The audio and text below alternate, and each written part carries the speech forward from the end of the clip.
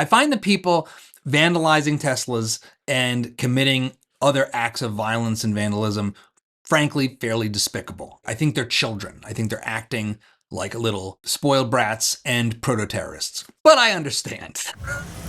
Hey there, friends, fans, and foes of Dad Saves America. John Papola here. And I thought I would take this Friday to talk about, well, Tesla. Tesla's exploding all around the country and what it means for America, for whether or not we live in an oligarchy, and a lot more. Police found at least 5 Teslas burned or shot at with guns. This happening at a Tesla facility in Las Vegas. The incident follows a string of protests and violence targeting Tesla across the country over Tesla CEO Elon Musk's Department of Government Efficiency. San Jose police have announced an arrest after a man was caught on video vandalizing a Tesla. The car's owner tells us this happened last Friday afternoon in a Costco parking lot. The video of the man keying the car has gone viral on social media. Listless man keys Tesla while being confused where he is. Authorities arrested 41-year-old Adam Lansky Tuesday, saying they've linked him to 2 separate incidents at the Salem Tesla dealership. The first happened on January 20th, when authorities say someone threw Molotov cocktails at the dealership. Here you can see a suspect lighting an incendiary device in these new surveillance images. It's telling that this is, and many of this kind of footage are coming out of Portland, Oregon. I don't know why gorgeous trees and fascistic terrorism seem to go hand in hand, but it is something about the genetics of the American Northwest that this is what we get. That explosion eventually causing all of this damage. Police say 2 Cybertrucks were spray painted and each had all 4 tires slashed. A Model S sedan also has tire damage. There have been at least 2 other Tesla-targeted attacks in the Boston area, an arson at a charging station in Littleton, and Musk's picture stuck on parked cars in Brookline. There's a lot of obsession with Nazi imagery. And yes, it's a criticism, but I think it has shifted into an obsession and maybe even a fetish of spreading Nazi imagery all around. I mean, if you look at some of the other stuff going on here, it is just, it's the kind of thing that we used to see from the KKK, but now it's being delivered to us by the progressive left. This right here is a flyer that's gone out in my current hometown of Austin, Texas. Again, with the Nazism. Is it that you hate Nazis, or are you secretly getting your kicks out of spreading Nazi imagery? I am not sure which one is the more dominant force. This is not isolated, as you can tell. It is spread all over the place. But of course, it's not limited to the dealerships. Individuals are also getting targeted. There's a website that's trying to dox Tesla owners across the country and saying they're only going to take down personal information when people show that they've sold their cars. What's the administration going to do about that? I haven't seen that website, but we certainly think it's despicable, the violence that has taken place against Tesla, the company, its employees, and also just Americans who have chosen to drive an electric vehicle. Many of them are Democrats, by the way. Democrats were big supporters of Tesla and of electric vehicles until Elon Musk decided to vote for Donald Trump. This reminds me of the vaccination rates in Marin County. So that's super blue as they come. It used to have the lowest vaccination rates in the country, and then suddenly when vaccination became political, they now have the highest vaccination rates in the country.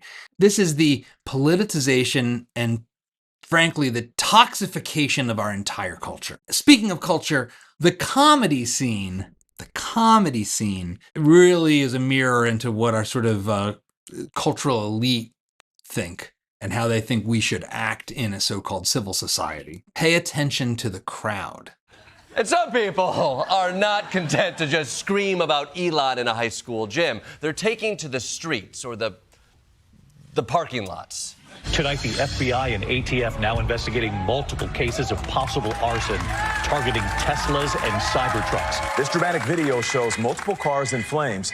Police say the attacker used Molotov cocktails. It's the latest in more than a dozen instances. Hear the cheering the woots and the hoots and the hollers in the audience in New York City. Of arson and vandalism targeting Tesla. The same suspect shot more Teslas with a gun. Tesla Cybertrucks were set on fire in Kansas City, and earlier this month, shots fired at a Tesla dealership in Oregon. Cybertrucks on fire in Seattle. Wow, you guys like petty acts of domestic terrorism, huh? Cool. Woo! Woo! Woo! Yeah! Domestic terrorism! Yeah! That's what's going on. That's what's going on in the Upper West Side. And over on the left coast, we've also got more of the same. Vandalizing Tesla vehicles, new Tesla vehicles. Please don't vandalize. Don't ever vandalize Tesla vehicles. And so... Subtle, wink, wink, subtle. Speaking of comedy acts, apparently our could-have-been vice president is doing his own comedy act. That's what this, I think, is. Saying on my phone, I don't know, some of you know this on the iPhone, they've got that little stock app. I added Tesla to it to give me a little boost during the day. 225 and dropping. So, and if you own one, we're not blaming you. You can take dental floss and pull the Tesla thing off, and take out, just telling you. So what are we supposed to make of this?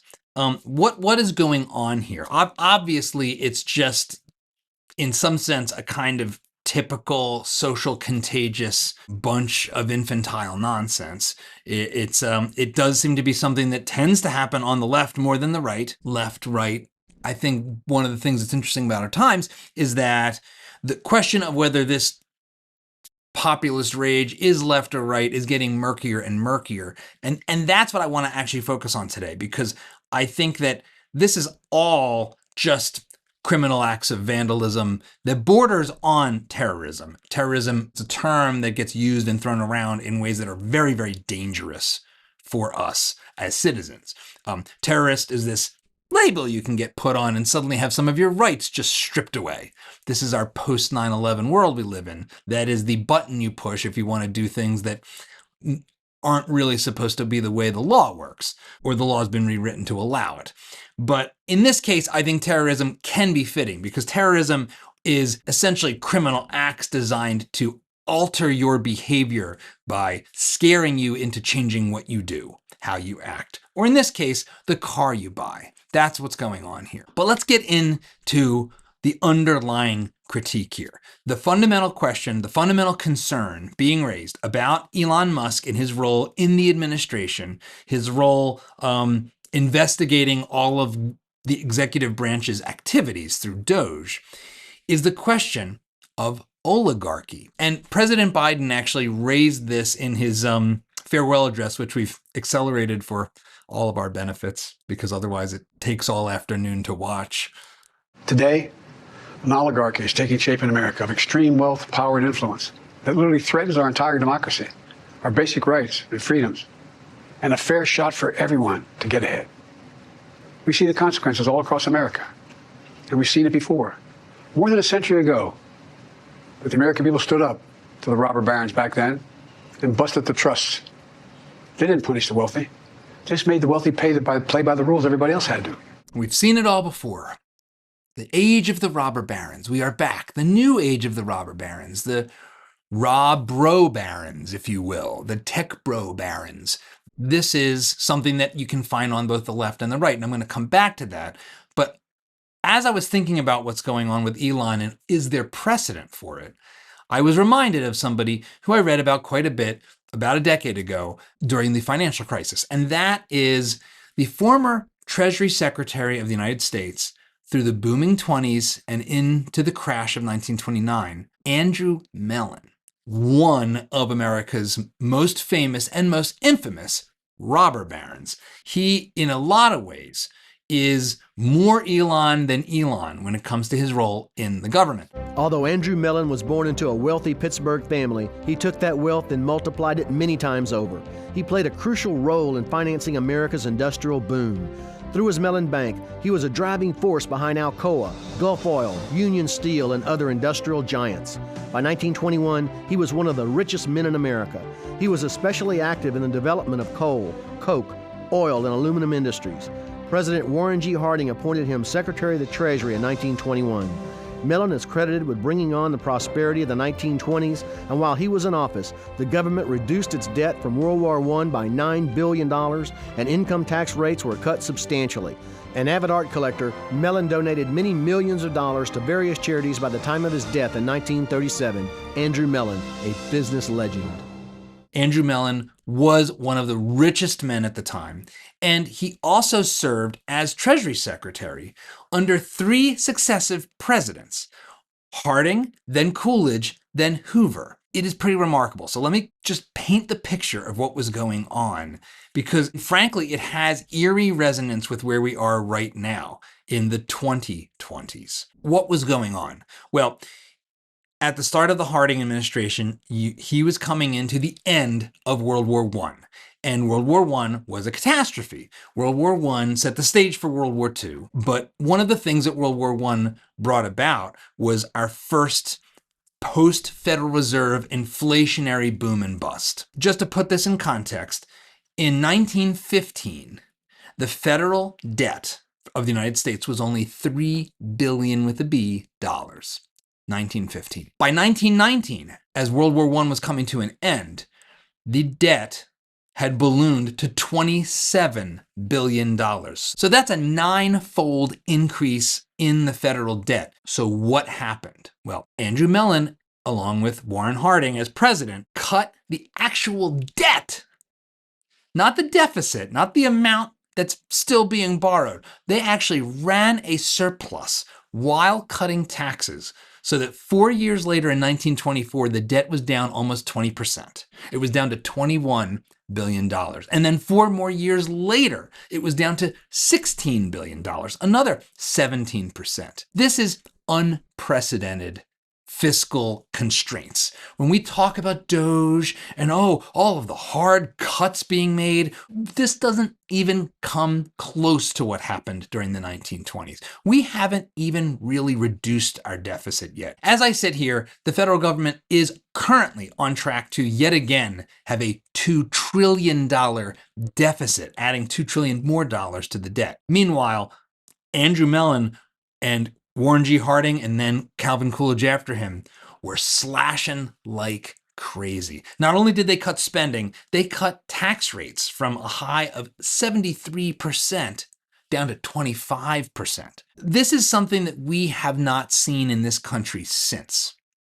And instead of a horrible depression taking place, unemployment went straight down to 2 to 4%. And we had the Roaring 20s. Now, the Roaring 20s obviously came to an end in 1929 with the big crash. And this brings about some of the turn for the worse for Andrew Mellon's reputation. Back in 2013, Andrew Mellon came into the sort of economic news in the aftermath of the Great Recession, as we were all looking back and saying, are we at risk of a Great Depression too? And Paul Krugman liked to beat up on him, noting that at the time, Mellon's recommendation to then president, his third, Herbert Hoover, was to, quote, liquidate labor, liquidate stocks, liquidate the farmers. And by this, not like liquidate like the commies like to say, which is just murder them all, like liquidate the Cossacks. That's not what he's talking about. He's just letting people go bust. It will purge the rottenness out of the system. This is what Andrew Mellon recommended doing. And in fact, today you can see this term being echoed in our current politics. The Wall Street Journal asked, is Trump taking a liquidationist approach to our economy? You see, the echoes here are eerie. One other piece of echo was that Republicans at that time, including Andrew Mellon, were protectionists. And so he was in favor of raising tariffs, including tariffs that would benefit the industries that he invested in, like heavy metals and aluminum. And Herbert Hoover ultimately signed the Smoot-Hawley Tariff Act, which played a role in instigating the Great Depression. It was not the primary cause, but it did contribute to the Great Depression. So here we are in 2025, repeating a little too many of the steps of the 1920s for I think all of our likings, and perhaps starting to feel some potential consequences as far as social unrest. But I think it's worth considering that nothing going on right now as it pertains to Elon Musk is new. It's not new for an industrialist to play a critical role in an administration or three. It's not new for the public to be up in arms about changes to the way the government works. This is part of American history, and we are still standing 100 years later. But we are not in the same place we were 100 years ago. And for that, I want to come back to this present debate about oligarchy. Perhaps seeking to ingratiate themselves in the early hours of a more autocratic era in American history. Mark Zuckerberg, Tim Cook, Jeff Bezos were there. I love that a more autocratic period of American history, as if mass censorship and vaccine mandates weren't the most autocratic thing we've seen in this country in 50 years, but I digress. At St. John's Church earlier, the CEOs for Google and TikTok will be around for all of the Trump inauguration events happening. That one's weird. Having the CEO of TikTok, which bipartisan Congress passed a ban or a prospective ban on TikTok, I think with some justification, although I'm generally anti-banning things, and I'm not convinced that TikTok is any worse for America than, frankly, most of the U.S. government's propaganda, but I digress again. Happening today, and they were at the swearing in, people who have everything to gain in a democracy that has everything to lose. You're watching the unraveling of our democracy. It's not about to happen. It is happening right now. The oligarchy is forming. Our democracy is falling. The corruption is beginning.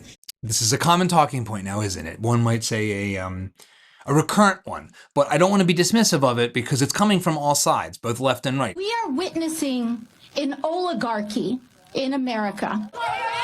And we are at a point where the wealthiest people in the world, like Elon Musk, and all the Republicans enabling him, are turning to loot what is left of Medicaid, Medicare, and Social Security to bankroll even deeper tax cuts and sweetheart contracts for themselves, their fellow billionaires, and their corporations.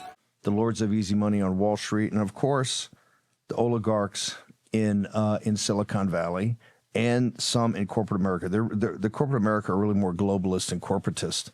The oligarchs are really Silicon Valley and some on Wall Street. Bernie Sanders saying similar things. My friends, what we are looking at here has nothing to do with democracy. What we are looking at here is oligarchy. And here's recent guest from the show, somebody I watch all the time, Jimmy Dore, saying similar things and with a lot of force like he does. The idea that we have progressives inside the Democratic Party, it's actually more deleterious to the progressive movement to have them there. Why is that, Jimmy? Because it gives people a false impression that there's somebody in government fighting for you, that there's one of the parties that are kind of on your side, and they aren't. And the quicker people realize that both parties are not on their side, they only serve the oligarchy, we are in fact in an oligarchy. Your democracy was stolen way before Trump. Until that happens, we won't ever have real change. But what about Ocasio-Cortez? She's on Instagram. Oh, Tucker.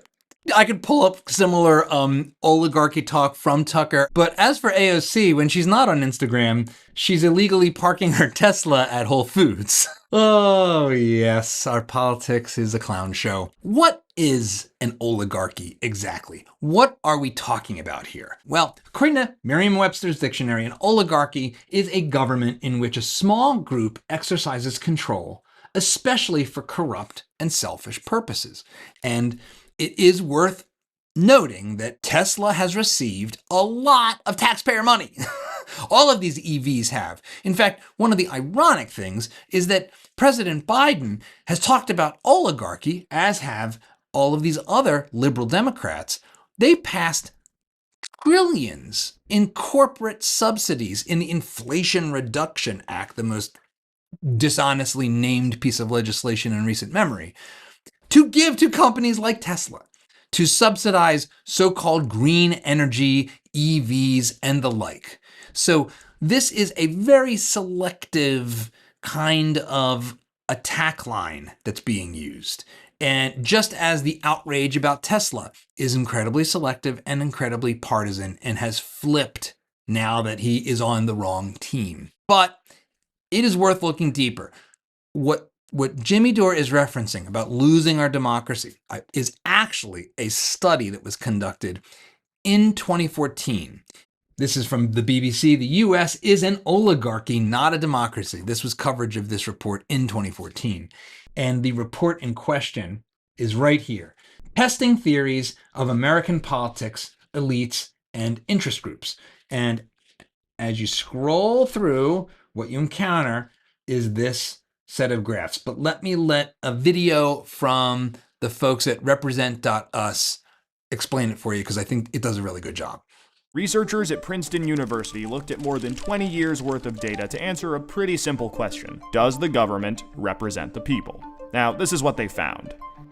This axis here represents public support for any given idea. On the left at 0% are ideas that not a single American wants. On the right at 100% are ideas that everyone supports. This axis represents the likelihood of Congress passing a law that reflects any of these ideas, from a 0 to a 100% chance. On this graph, an ideal republic would look like this. If 50% of the public supports an idea, there's a 50% chance of it becoming law. I just want to stop for a second because this is intuitive and it's sort of truth-y, it's truth-ish. I actually don't think this is correct because at any given time, most people don't know about most things, myself included. And so public opinion, and this has been proven over other studies, tends to be very brittle and subject to even tiny amounts of additional information. So what is popular is not necessarily representative of what should be done or even what people would want if they're forced to study it even a tiny bit more. But even so, I think this is a useful, low resolution idea or ideal. If 80% of us support something, there's an 80% chance. You get the idea. Now, most Americans would probably agree that, with a few exceptions, we should be as close to this ideal as possible. With caveats, with lots of caveats. Unfortunately, the way America actually works doesn't even come close. Take an idea that nobody supports, literally nobody, and it has about a 30% chance of becoming federal law. Now, take an incredibly popular idea, the most popular idea this country has ever seen, and there's also about a 30% chance of it becoming law. This means that the number of American voters for or against any idea has no impact on the likelihood that Congress will make it law. Put another way, and I'm just going to quote the Princeton study directly here, the preferences of the average American appear to have only a minuscule, near zero, statistically non-significant impact upon public policy. So if you've ever felt like your opinion doesn't matter and that the government doesn't really care what you think, well, you're right. Pretty dark, huh? Not so great. But there's a catch. This flat line only accounts for the bottom 90% of income earners in America. Economic elites, business interests, people who can afford lobbyists, they get their own line. Look at how much closer their line is to the ideal. When they want something, the government is much more likely to do it. And when they don't, they have the power to completely block it from happening, no matter how much the rest of the country supports it. They get what they want, and guess who ends up paying for it? So, if that is true, one could understand why someone that feels marginalized might feel like they have no other voice and no other way to affect change in our society. I am not justifying violence. I find the people vandalizing Teslas and committing other acts of violence and vandalism, frankly, fairly despicable. I think they're children. I think they're acting like little spoiled brats and proto-terrorists. But I understand.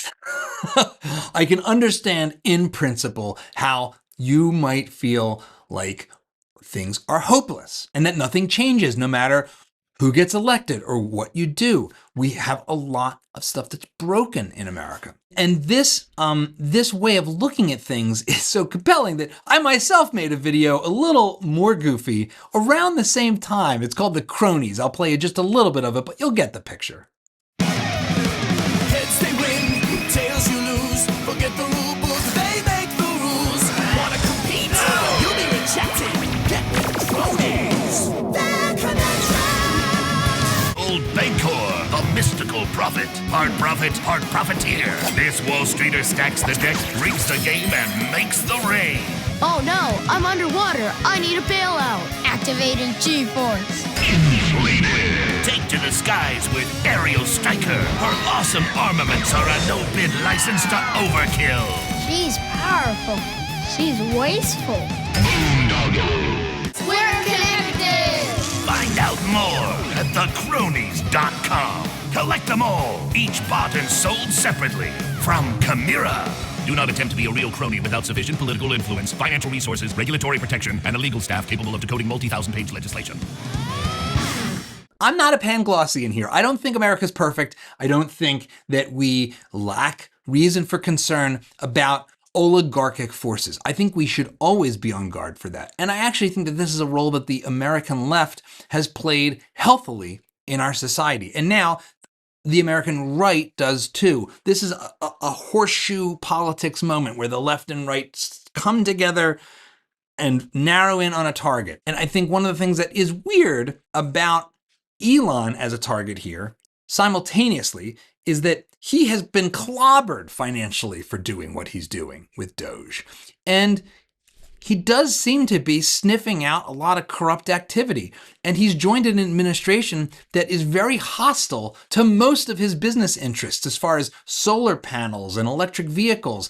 Trump doesn't like these things, despite White House lawn press junkets for Tesla cars going on, which is also kind of not really what you should be doing as the president. But the bigger question is this story true?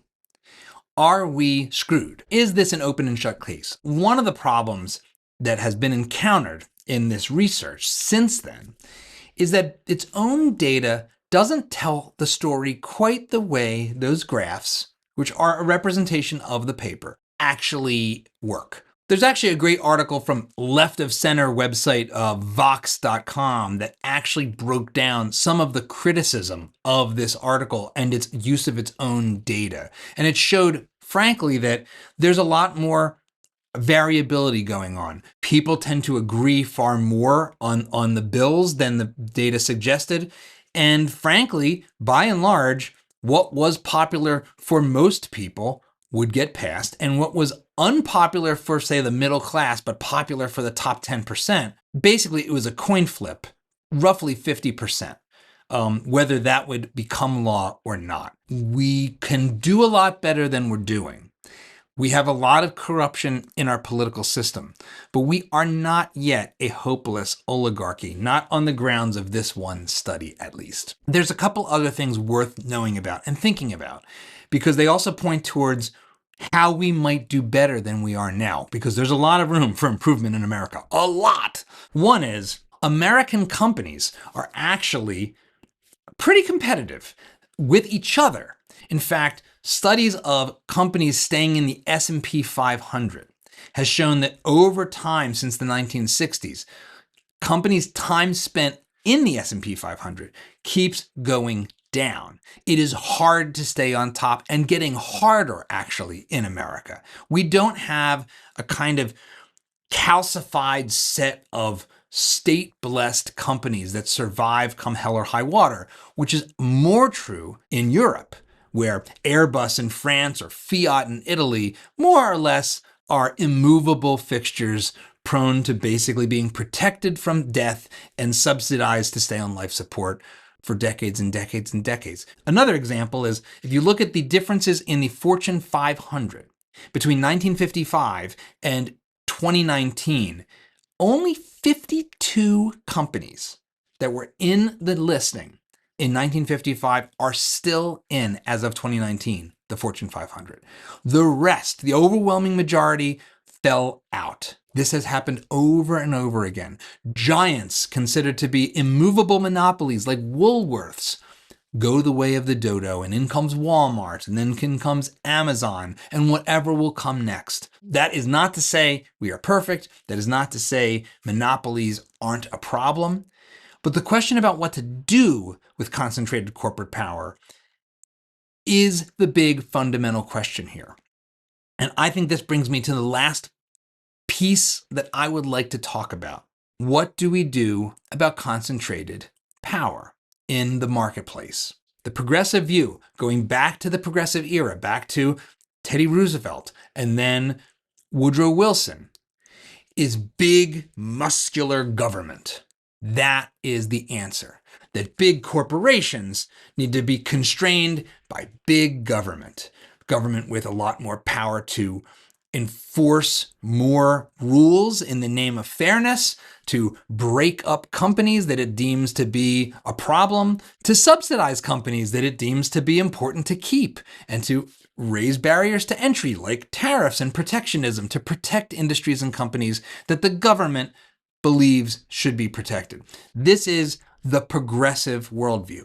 And it looks at corporate power and says the only competitor is big government. And I think that is an honestly held view. And it is one that can be debated. It is one that I personally don't think holds up to scrutiny. On the other side, the side I like, but you might not like, is the free enterprise perspective. This is the idea that big government ends up concentrating power for a whole host of reasons. But the only thing to constrain private predation, people like Elon Musk running the show and forcing us to do things we don't want to do, to become a world of company towns and new robber barons, is more competition, is making sure that it is easy for new people to come in and steal away their profits with a better product, to steal away their customers with a better service. That competition and free enterprise, this is the free part of free enterprise, free entry, free competition, the freedom to change the way you're doing things, to improve the way you're doing things, to bundle things in ways that add value for the customer. And also to compete for labor, to hire away the best employees with better offers, to make unique deals with people so that you can keep people. It's really hard to keep good people. This story that management and labor, capital and labor are always at odds, that isn't always wrong, but it's often wrong. Great business people recognize that great people, your employees, are the biggest asset you have. They're 70% of your costs often. The free enterprise perspective says we need to make sure that these companies are trying to kill each other. Instead of trying to lobby the government for special protections and to be deemed too big to fail, as was happened with the financial system during the financial crisis, we had all these big banks, and what happened after all these government regulations came in? We ended up with fewer, bigger banks.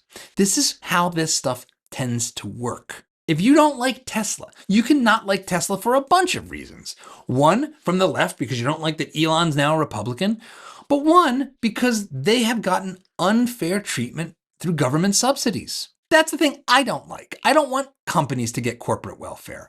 I don't think any of us should. This was the old horseshoe, the horseshoe of the aftermath of the Great Recession between Occupy Wall Street and the Tea Party movement. And frankly, I think that concern is healthier for our future. So what's the problem? The problem for my side, for the pro-free enterprise, pro-competition, let these robber barons kill each other for our own benefit, is that we have no idea how to shrink government. And frankly, Donald Trump and Elon Musk so far have probably been the best shot at shrinking government we've seen in a long, long time. And that's with huge caveats, because I think shrinking government spending in this country isn't going to happen. I don't think it's going to happen. I think it's too easy to borrow money. We don't live in the 1920s world. This is where the comparison between Musk and Mellon ends. In 2025, too much of our society is wrapped up in transfer payments between each other through the government. That wasn't in place in 1925. And that's a big change. And it's one that is going to catch up on us sooner or later. But since we can't deal with that, we won't. It is politically impossible. I think we should try to hack away at all of the privileges currently being bestowed on the wealthy and well-connected. We should have a level playing field. No company should get any special deal, special subsidy. No company should get taxpayer handouts. That's all corrupt. That's an area where I think all of us should be able to get on the same page. When that's not happening, we have less of a reason to hate companies because of our politics and hate products because of our politics. Getting government out of the business of picking its favorite businesses would be better off for all of us. But I want to hear what you have to say. So please let me know in the comments below. You know I'm always there. And if you want to dig into some of the references I was referring to, you can head over to dadssavesamerica.com. There will be a post with all the links from my source and research for this video. And we're going to start doing that every Friday to help you kind of dig into where I'm coming from. And with that, have a great weekend.